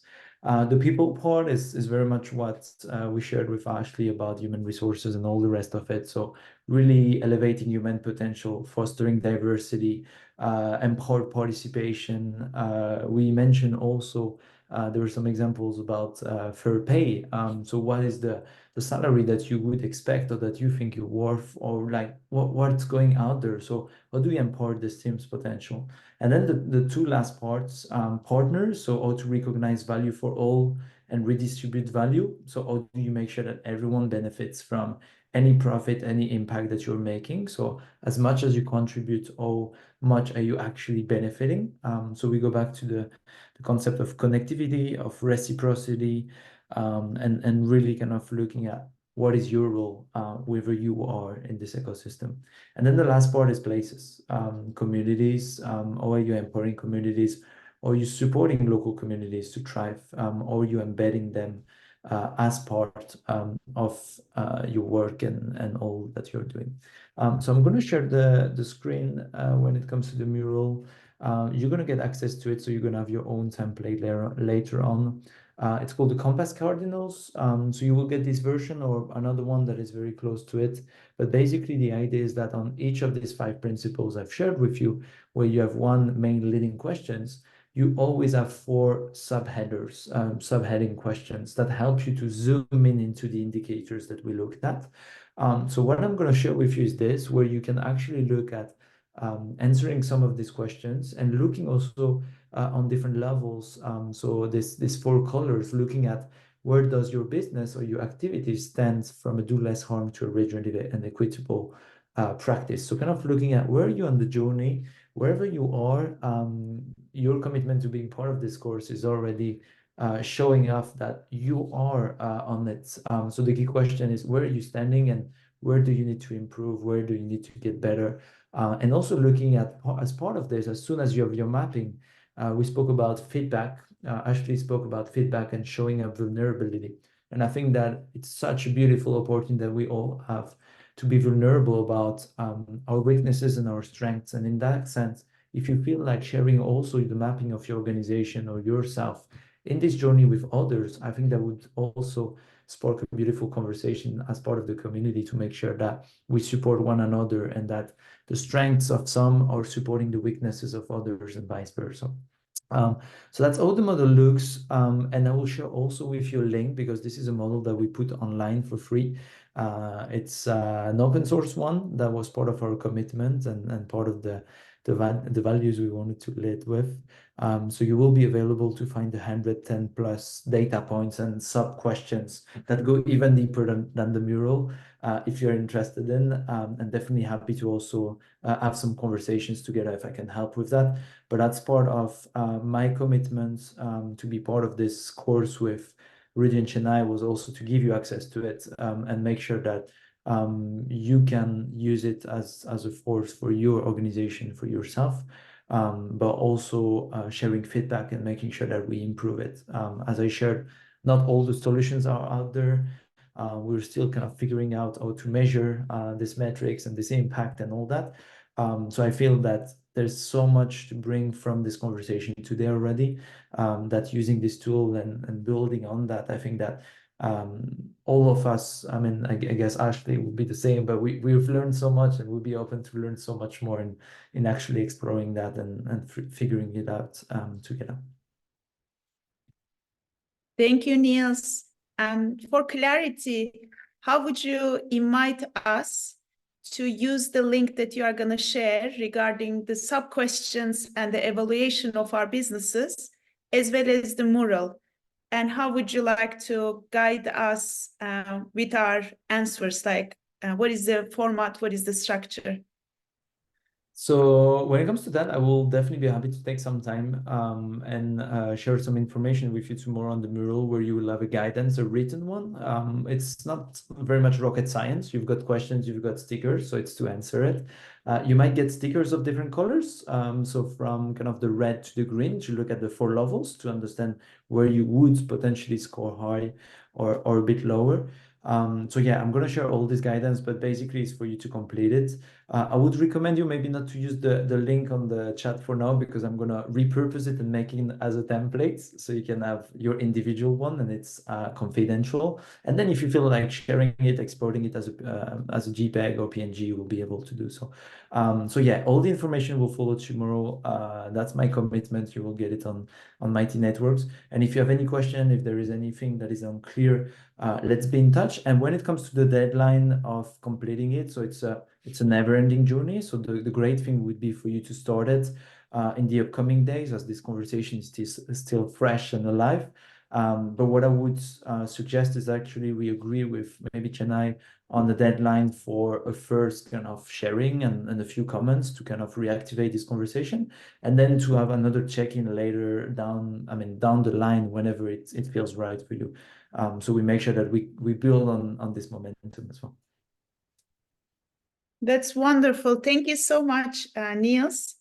Dear community, also today we invite you to share your feedback about this session. What really inspired you, what stuck with you, maybe what you are interested and curious to explore more, as well as what we can improve.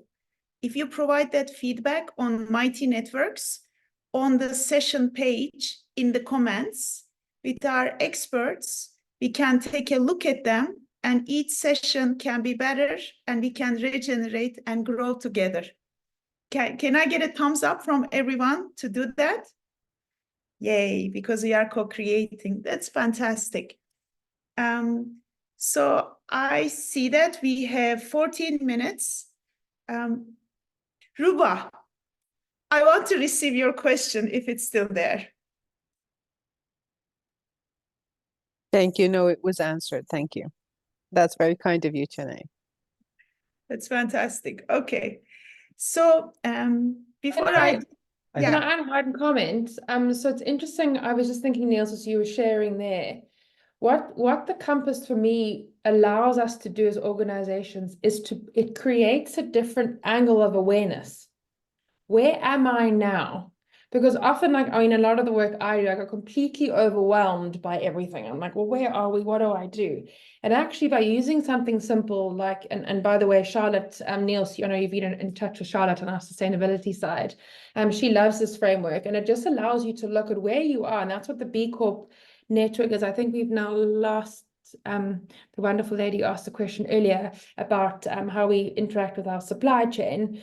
But what that allows you to do is to then go, okay, where am I in the red and how do I move that? Or where I'm in the green or the teal or the regenerative, and how do I celebrate that more? So I think, again, like, just amazing, Niels. I think it's incredible tool. And I actually would love to do one for Vivo too.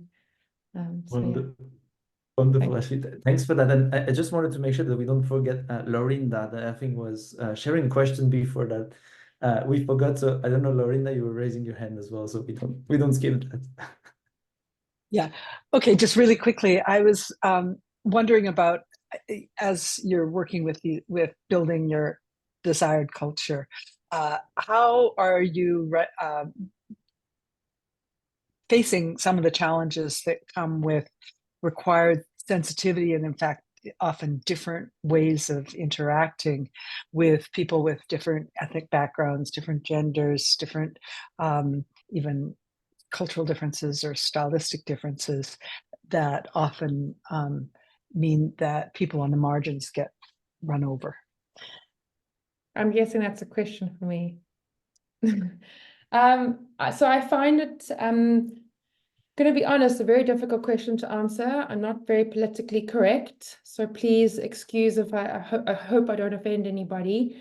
At Vivo, what we believe in as one of our values is diversity. Simply put, in diversity, in culture, in creed, in opinions, in how we see the world, in paradigms, etc. And so that very much is celebrated. I think I struggle personally with finding almost like the box thinking of, am I neurodiverse, or am I from X culture, quite separatist, rather than actually focusing us all being humans. So at Vivo, what we try and do more is celebrate the inclusivity than rather concentrate on the exclusivity of it. And so that's the simple answer to how we go about things. I think at Vivo, what we are very open with is that our culture and our organization, I probably haven't said this yet, it is really wonderful, but it is very wild.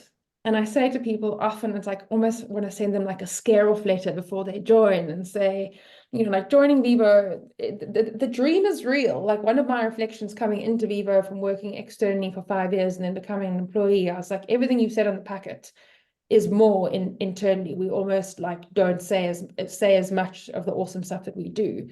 But being in that sort of environment, it pushes you from a head, heart, and soul level on every level all the time.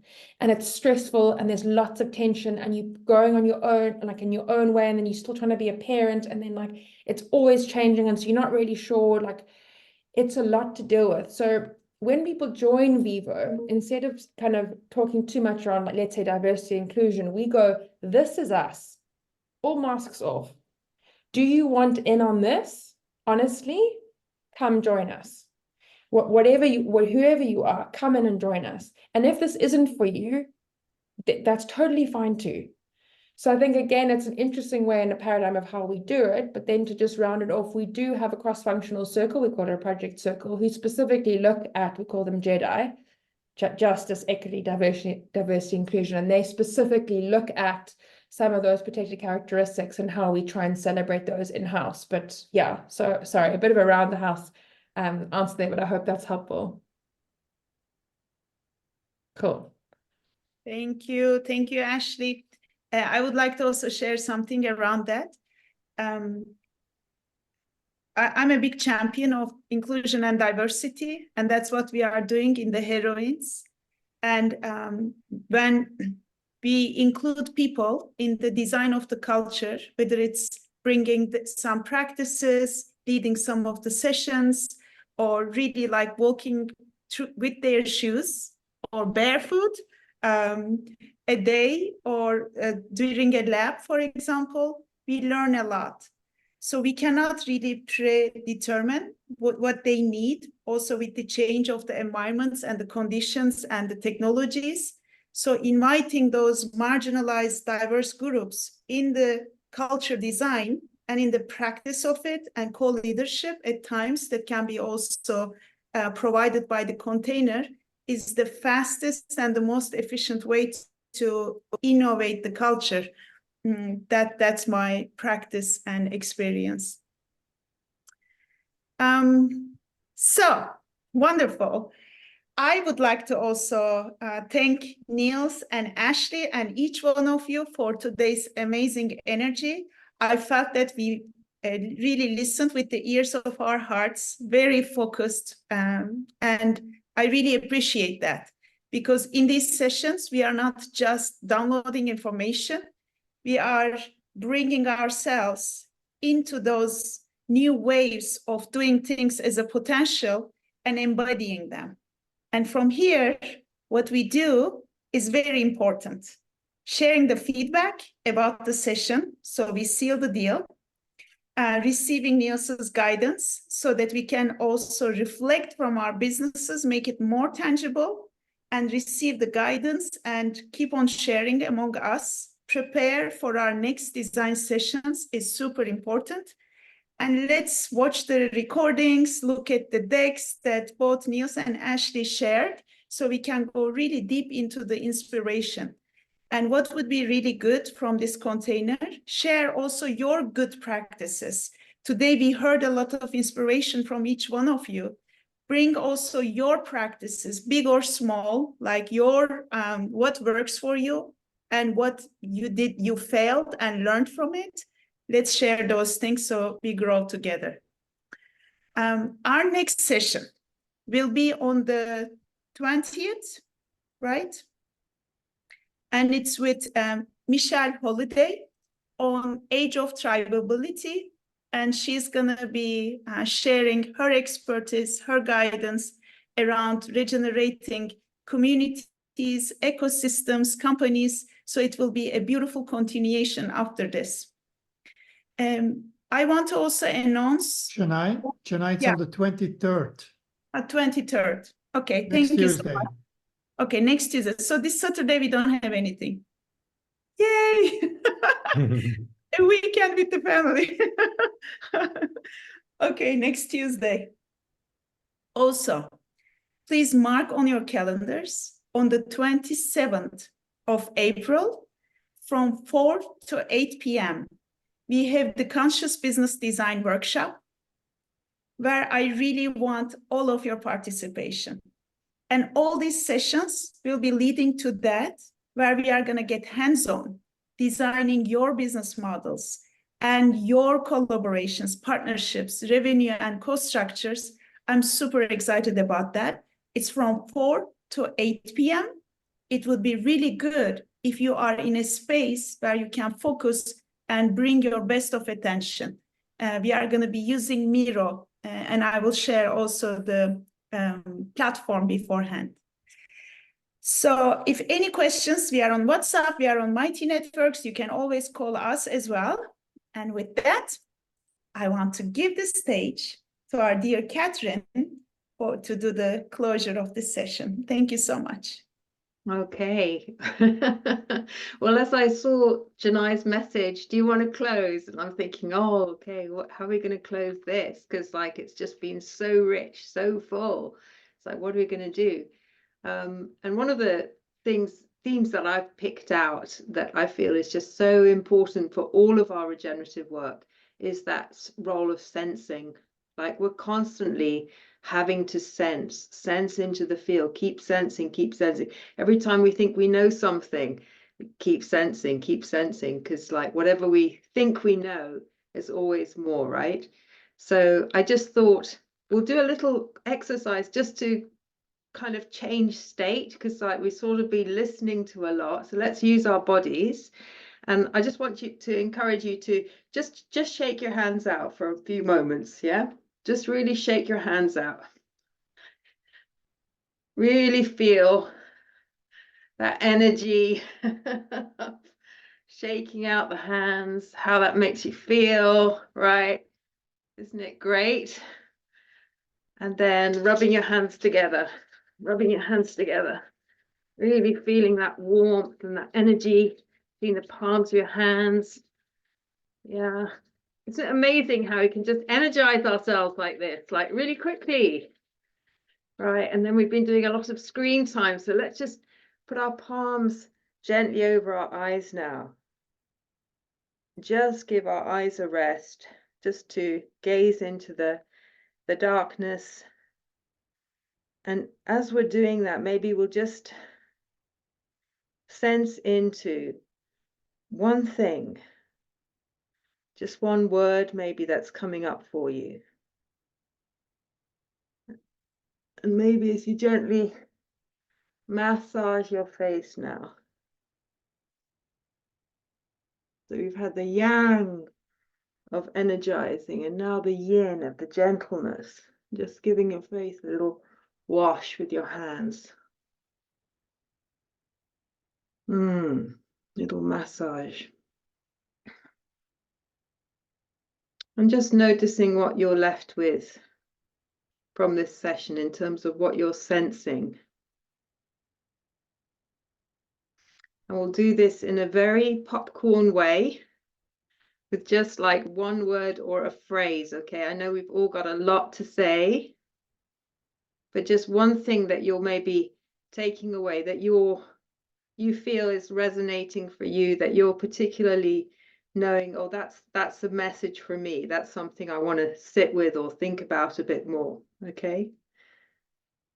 So you can put it in the chat if you like, but it's lovely to get everybody's voices into the room. So I'm going to say mine, which is repurposing. Repurposing. Expansion.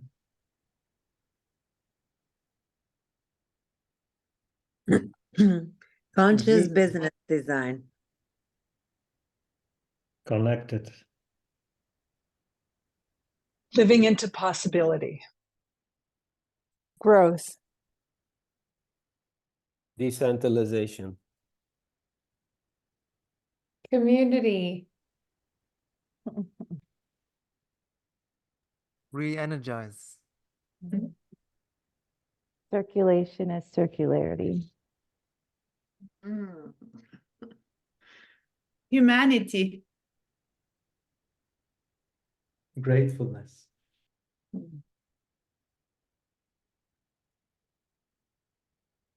Wow.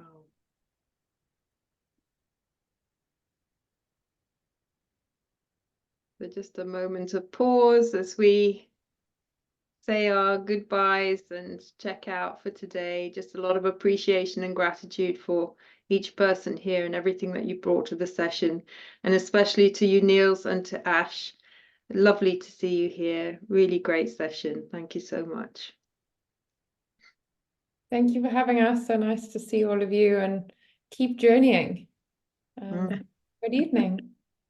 Good evening. Thank you. Bye-bye. Bye. Bye. Music. Music.